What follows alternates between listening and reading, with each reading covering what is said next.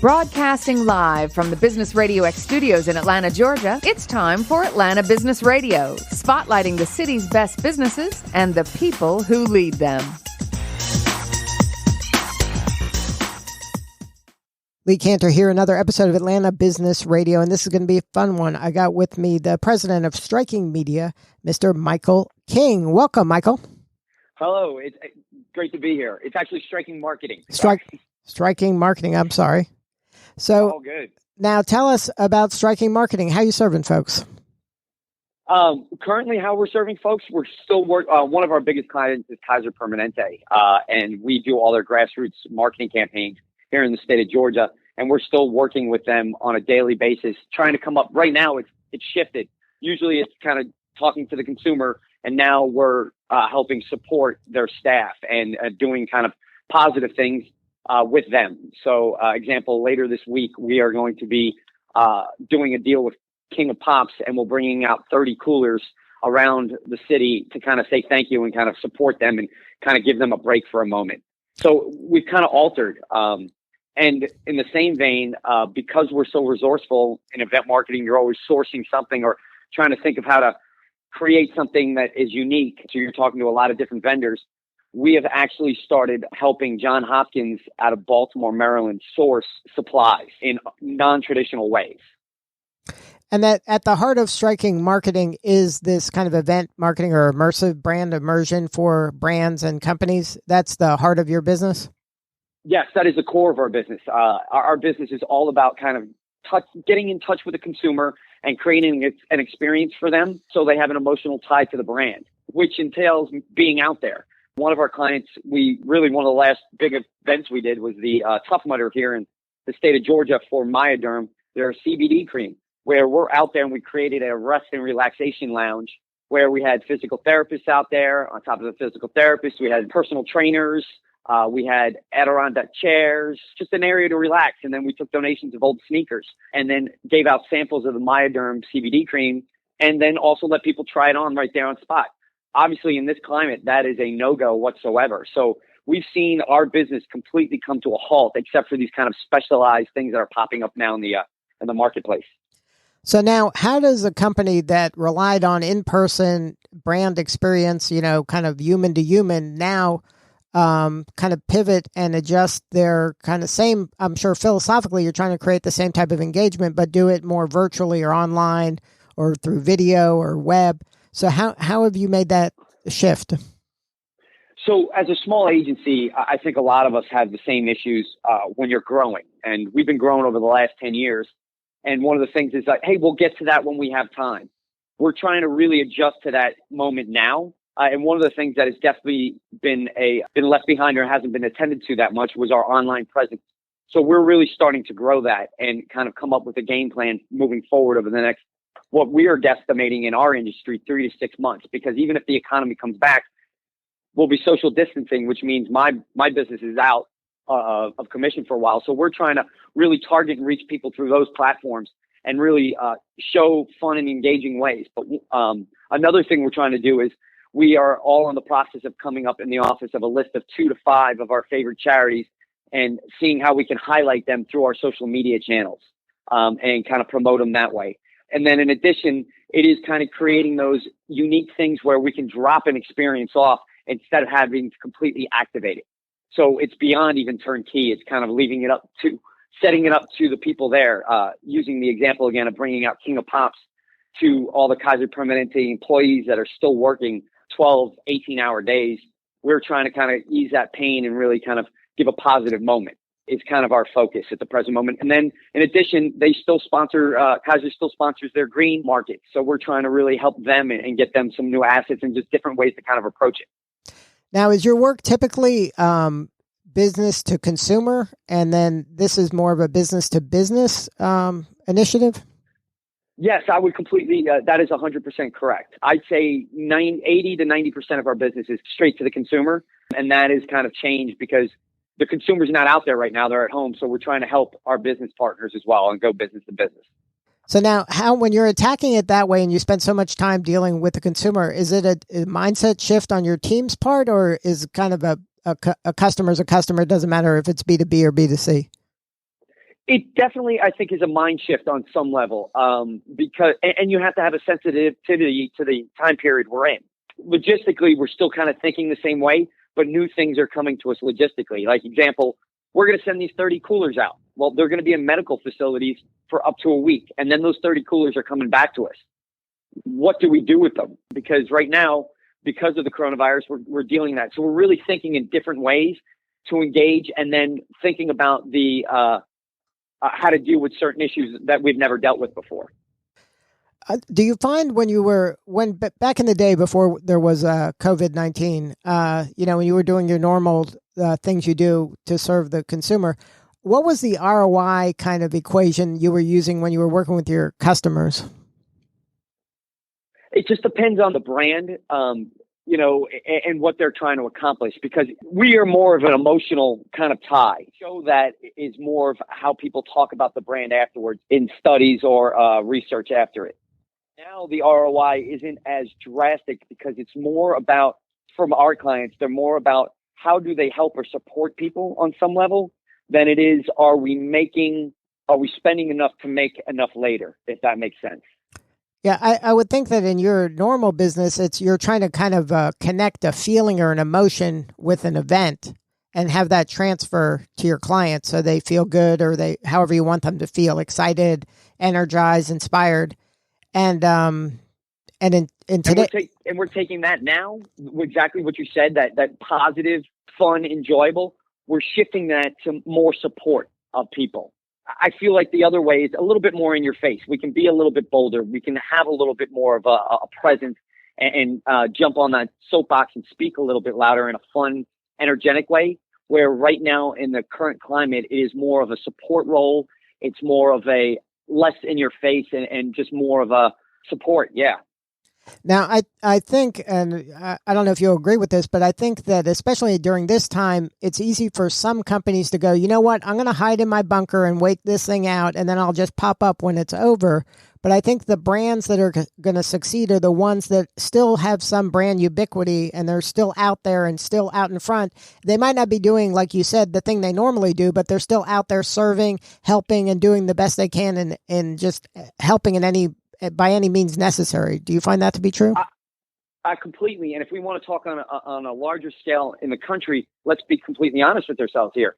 I think Hanes is going to be something that they're doing the right thing. It's not what they do, but it's in the vein of what they can help. And that is emotionally, whether we want to admit it or not, because they're doing the right thing for us and really helping. They're not trying to sell the human being anymore, sell stuff to humans. They're trying to help and support.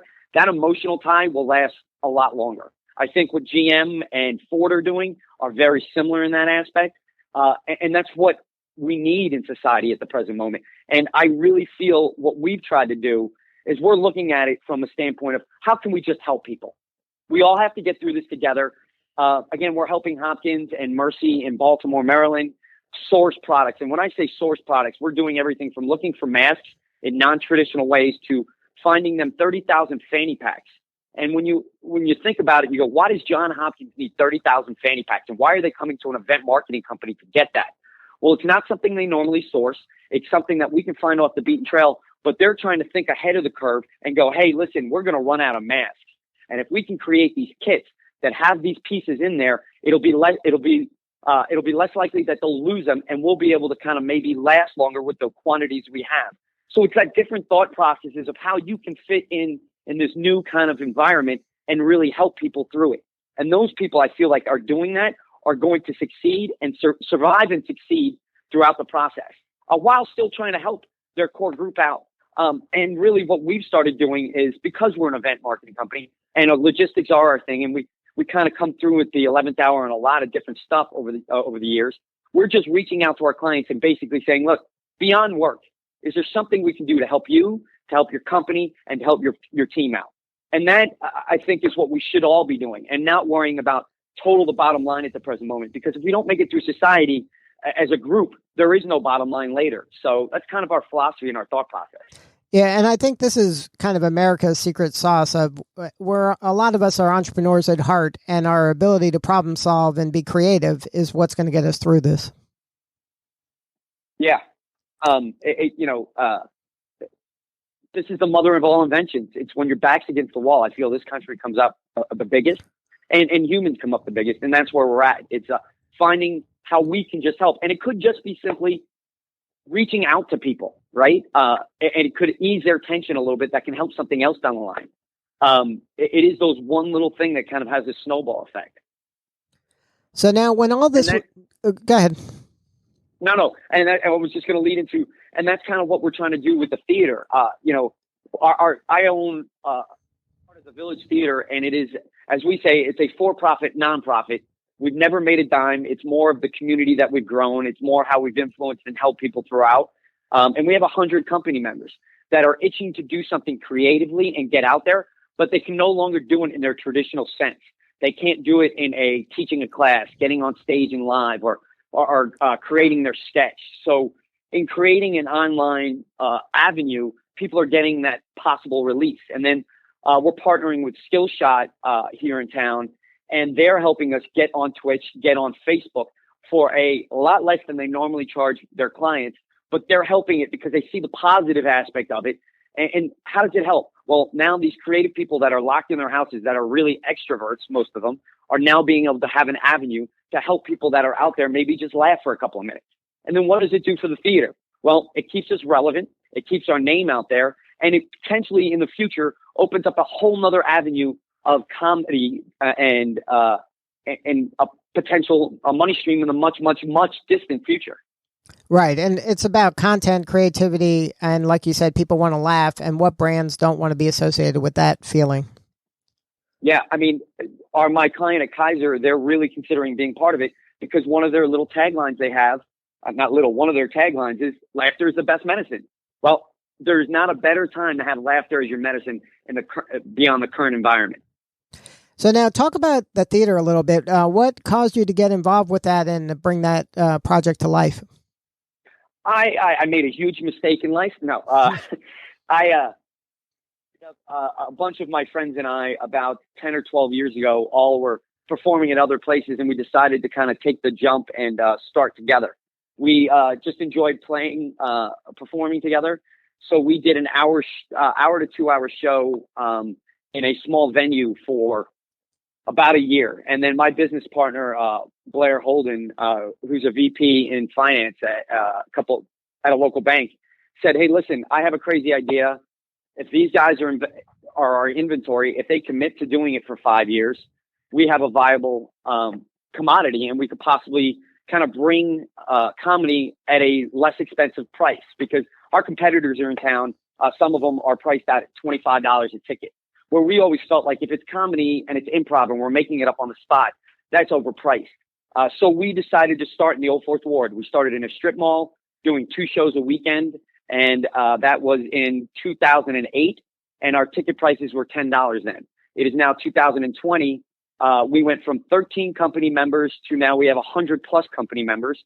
When we're open, we do shows Thursday, Friday, Saturday, and Sunday. And some weekends we can do up to 20 unique different shows a weekend. And then we have class programs that come up through that. And for us, the adjustment moving forward in our class program is, do we move to online? Well, it makes it a little difficult and hard. And then you also think, how do you broadcast an improv or /improv show when no one can get close to each other? And we're really all staying in our houses. And that's why we partnered with Skillshot. They're figuring out that technology where we'll be able to interact on a smaller scale, like the major corporations or major media groups are doing, like NBC and CBS for their morning shows. Mm-hmm. So now, so that's kind of a passion project for you on the side? Yes, completely. I have my business partner and I have, I think the best month we ever had that we were paid was $250. For the better part of years, we put money into it. And it is a positive place that it's when you're on stage, for me, it's a bubble of having fun where you're focused on just that for that time period. And then off stage, it is nice to see 100 to 120 creative people having an outlet and just coming up with some really unique and different things. Just to look behind the curtain, we sent out an email, I think it was Sunday, saying, look, we're going to start this. We need ideas. And I've had every idea from a somebody dressing up in their mermaid outfit and reading kid stories to someone reading 5-star reviews in a dramatic way, to creating characters online and let's voice those characters right there on the spot. So it's a lot of different things, and it is truly, truly amazing to me to watch people when they're in certain situations and have to think differently, come up with such creative and unique ideas. And lastly, three of the people at our theater company are on the CDC response team. So they're going to do almost like a gossip column type set, but take on serious questions that are bigger on the pandemic and trying to answer and ease people's tensions on that. So there's a lot of positives of it and really nice things coming out of that. So yeah, it is a total passion project. Look, some people play golf, so good for you. I mean, you're able to make the thing you like to do for fun something that you're helping other people, kind of build their own content and career around. Yeah, and one of the things I've been telling my theater company is that I've been doing improv long enough I did it around 9/11, and I remember the theater company we were at after 9/11 asked us if we wanted to do the show, and we did the show that Thursday, and 2 women came up to us in near tears, and we're like, I didn't think the show was that bad. They're like, no, it has nothing to do with that. It's like, we've been stuck in Atlanta since Tuesday on 9/11, and all we've thought about is how do we get home? How do we get to our families? How do we get to our friends? And this is the first time for 2 hours we didn't think about that. So we just wanted to say thank you. And that's what a lot of the country needs at the present moment. And it's not just the people watching it. The performers need to do that to get it out of themselves as well. So it has been very, very humbling and enjoyable in a mass chaos kind of situation, if that makes sense. Yeah. Yeah, well, congratulations on all the success. If somebody wanted to learn more about StriKing Marketing, what's the website for that? StrikingMarketing.com, and the theaters is villagecomedy.com. Good stuff. Well, Michael, thank you so much for sharing your story today. Thank you very much for having me on. All right, this is Lee Cantor. We will see you all next time on Atlanta Business Radio.